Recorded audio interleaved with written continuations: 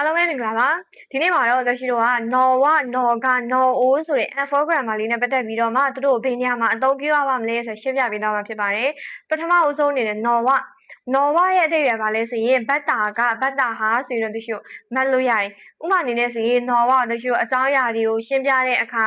ကိစ္စတွေကိုသုံးသပ်တဲ့အခါဆိုပြီးတော့မှနှိုင်းယှဉ်ဖော်ပြတဲ့အခါဆိုပြီးတော့မှသုံးလို့ရပါတယ်ဥပမာအနေနဲ့ဆိုတို့ရှိဘန်ကျော်စုနော်ဝတာတို့ရှိတဲ့စာလေးလာတာကပြောစရာကောင်းနေဆိုတော့တို့ရှိအကြောင်းအရာတွေကိုဖော်ပြတာပေါ့နော်နောက်တစ်ခုအာစာဟာယခုအိုခီတို့နော်ဝတိုင်ဟန်ဒက်မနေ့စောထားရတာကပင်ပန်းနေဆိုတော့တို့ရှိတော့အကြောင်းအရာကိုရှင်းပြတယ်ဆိုတဲ့အခြေအနေမျိုးနဲ့တို့ရှိသုံးထားပါတယ်โอเคနောက်တစ်ခုကနော်ကရဲ့အဓိပ္ပာယ်ပါလဲဆိုရင်ဘတ်တာ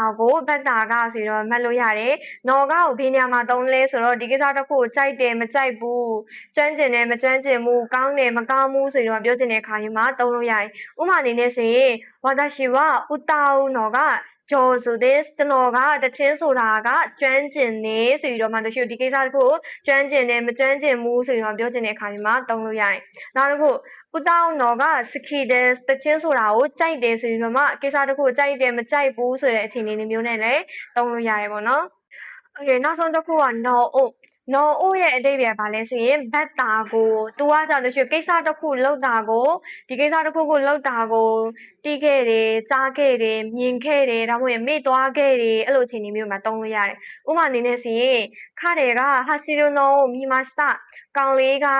ပြေးနေတာကိုမြင်ခဲ့တယ်ဒီကိစ္စတစ်ခုကိုလုပ်နေတာကိုဖတ်ခဲ့တယ်ဆိုဒီမှာသုံးလို့ရတယ်။နောက်တစ်ခုဘန်ကျော်စရုနိုဝါစရဲနိုင်တဲ့ခုဒါဆိုင်စားလို့ရမှာကိုမမေ့ပါနဲ့ဒီကိစ္စတစ်ခုလုပ်ရမှာကိုမပတ်ပါနဲ့ဆိုဒီမှာသုံးလို့ရတယ်။နောက်တစ်ခုဘန်ကျော်စရုနိုဝါစရဲမာစတာ